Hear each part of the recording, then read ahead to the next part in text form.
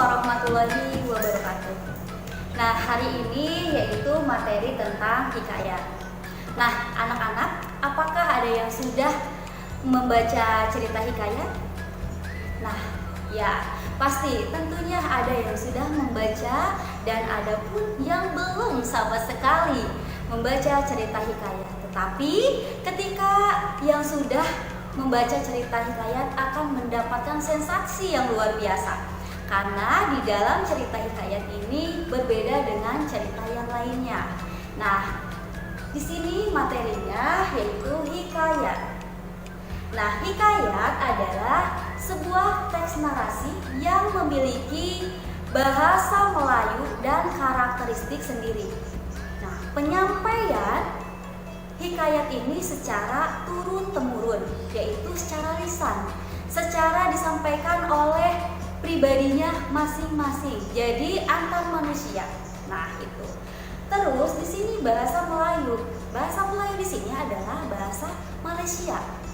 Nah, bahasa Indonesia turun dari bahasa Melayu. Berarti bisa dikatakan bahwa kita ini bisa jadi masih saudaraan dengan Upin Ipin. Asia. Nah, selanjutnya yaitu karakteristik sendiri, yaitu ketika kalian membaca cerita hikayat akan mendapatkan karakteristiknya, karena cerita hikayat yaitu tentang kerajaan, bahkan tentang kemustahilan yang didapat di dalam cerita hikayat. Nah, selanjutnya kita lihat materi tentang karakteristiknya. Karakteristik hikayat yaitu karakteristik hikayat di sini ada 5 karakteristik. Ini yang terdapat di dalam cerita hikayat.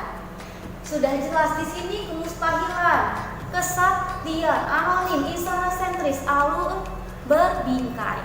Nah, yang pertama, kemustahilan yaitu segi cerita disajikan tidak logis, bahkan di luar nalar manusia atau dunia khayalannya sangat tinggi, yaitu tidak diprediksi bahkan sama kita, wah itu bakalan terjadi atau tidak, bahkan kalau menurut kita ini bakalan tidak terjadi. Tetapi pada zaman dahulu, pada zaman nenek moyang, itu daya khayalnya sangat tinggi. Contohnya ketika ibu melahirkan, mengeluarkan pisau, mengeluarkan celurit. Nah, itu kemustahilan menurut kita sekarang. Tetapi pada waktu zaman dulu itu mengiyakan. Seperti itu terjadi. Nah, itu yang dikatakan kemustahilan. Jadi ketika bayangkan seorang ibu melahirkan dengan mengeluarkan anak dan ada celurit atau pisau. Wow, sangat luar biasa ya. Kita bisa melihatnya sangat luar biasa ketika ia melahirkan ada pisau atau celurit. Mungkin itu bisa melahirkan normal atau tidak ya, bayangkan aja oleh kalian.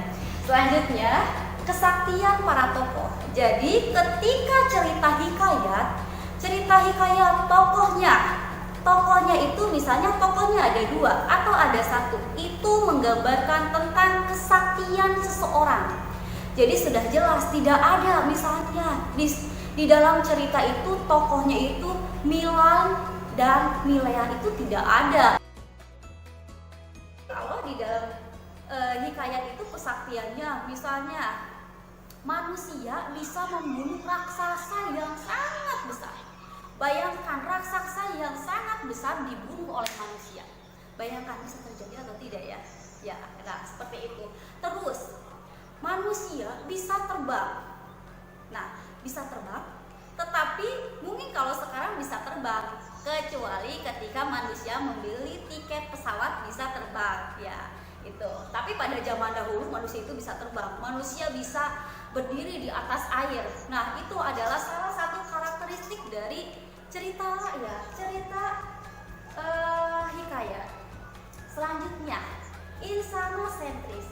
Insanosentris ini adalah tempatnya, kejadiannya itu tentang ditempatkannya itu adalah sebuah kerajaan. Jadi latarnya itu adalah kerajaan.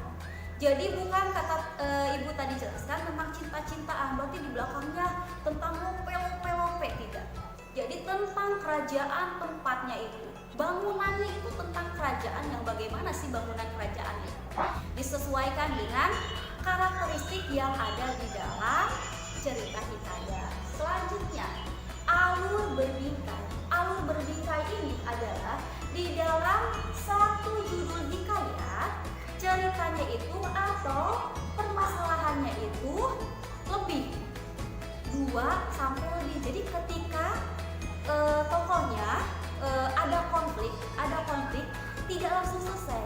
Jadi ada lagi konflik, ada lagi permasalahan. Tapi ingat, ketika cerita hikayat tetap tokohnya menceritakan tentang kesaktian, tentang kekhayalannya. Nah, itu tetap ya, meskipun di sini diceritakan bahwa yang alur berbingkai diceritakan bahwa ketika ada tokoh lain yang muncul di dalam cerita hikayat itu tokohnya itu tentang kesaktian. Jadi tidak ada yang kalau sekarang itu alay-alay mungkin yang namanya itu. Nah, itu.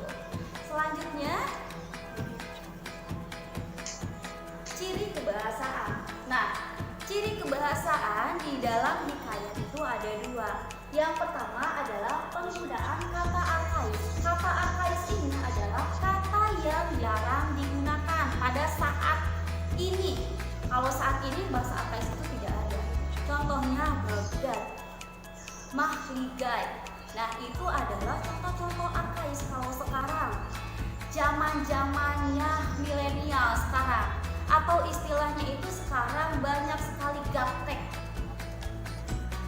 Nah, terus selanjutnya sekarang itu lagi viral-viralnya bahasa ANJAY, anjay. Nah, sekarang lagi viral sekali. Nah, itu adalah kata-kata bahasa yang muncul. Tapi memang kalau bahasa ini adalah akan berganti-ganti. Tapi itu adalah sebagai sosialisasi bahasa. Selanjutnya konjungsi waktu dan peristiwa. Nah, ketika membaca cerita hikayat ini akan muncul konjungsi. Konjungsinya setelah kemudian lalu sebelum ketika sesaat. Nah, itu yang akan muncul. Tapi ingat ya, ketika kita bisa membedakan ketika konjungsi yang muncul ini adalah waktu dan peristiwa. Ingat, karena konjungsi ini banyak sekali macam-macamnya. Tetapi yang muncul di dalam hikayat ini hanya 2 saja, yaitu konjungsi waktu dan konjungsi peristiwa. Oke, dilanjut ya anak-anak. Selanjutnya di dalam hikayat ini ada nilai-nilai yang terkandung. Nah, bukan hanya di dalam cerita hikayat yang ada nilai-nilai yang terkandung. Cerita apapun, misalnya cerpen, novel, ada nilai-nilai yang terkandung. Contohnya sekarang ya, di dalam hikayat ada 5 yang ibu tuliskan di sini ya. Yang pertama adalah nilai sosial, yaitu nasihat-nasihat yang berkaitan dengan kemasyarakatan. Berarti kita ini termasuk sosial, kita membutuhkan pertolongan orang lain. Nah, ketika contohnya gotong royong, apakah mungkin ketika kalian melakukan gotong royong tidak membutuhkan pertolongan orang lain? Tidak kan? Jelas harus membutuhkan pertolongan orang lain. Berarti kita ini termasuk makhluk sosial. Kita tidak bisa berdiri sendiri. Itu contohnya. Selanjutnya, nilai moral, yaitu nasihat yang berkaitan dengan budi pekerti. Contohnya kalian taat kepada orang tua. Contohnya, misalnya ketika kalian sudah sukses, kalian bisa membeli apapun yang kalian sudah inginkan, tetapi kalian tidak ingat kepada orang tua, malah ingatnya kepada pacar kalian. Berarti kalian tidak berbakti kepada orang tua. Kalian tidak ingat kepada orang tua. Yang menyekolahkan kalian itu siapa? Orang tua, bukan pacar kalian. Nah, itu contohnya di dalam nilai moral. Selanjutnya, nilai budaya, yaitu nilai yang diambil dari budaya yang berkembang secara turun-temurun. Contohnya, kalau di Jawa masih menggunakan adat-adat zaman dahulu, ataupun contohnya ketika di Jawa masih menggunakan ronggeng.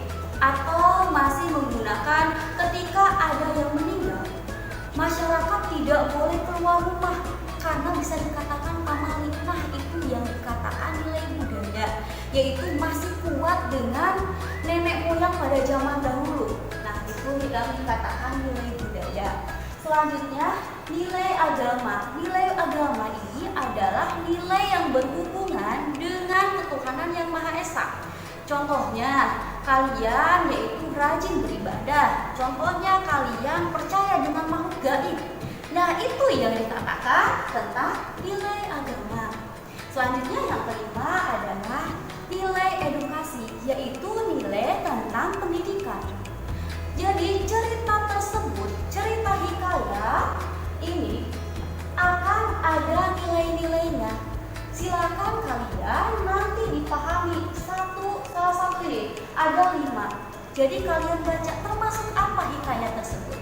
Oke, itu materi tentang hikayat. Misalnya kalian menanyakan, ibu, bagaimana ketika saya ingin tahu? Ini termasuk cerita hikayat. Oke, kata ibu tadi, ketika kalian ingin mengetahui, cerita hikayat adalah ketika kalian ceritanya itu menggambarkan tentang kesaktian atau khayalan. Bahasanya masih menggunakan bahasa Melayu. Bahasa Melayu pada zaman dahulu. Terus ketika kalian adanya kesulitan, tidak mencari di dalam kamus satu persatu, tetapi kalian harus dibaca keseluruhan secara runtut. Kalian tinggal cari intisarinya apa dan apa yang termasuk ke dalam hikayat tersebut dan nilai-nilainya. Mudah-mudahan materi yang ibu disampaikan kalian bisa memahaminya, mudah-mudahan bermanfaat untuk kalian. Mohon maaf bila ada kesalahan.